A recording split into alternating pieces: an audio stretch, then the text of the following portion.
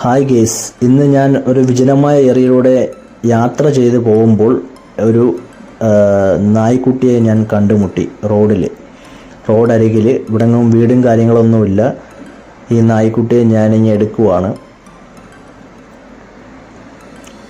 നല്ല സപ്പോർട്ടാണ്. ആള് കുറച്ച് കമ്പനിയായി വരുന്നുണ്ട്. വെള്ളമൊക്കെ നൽകിയിട്ടുണ്ട്.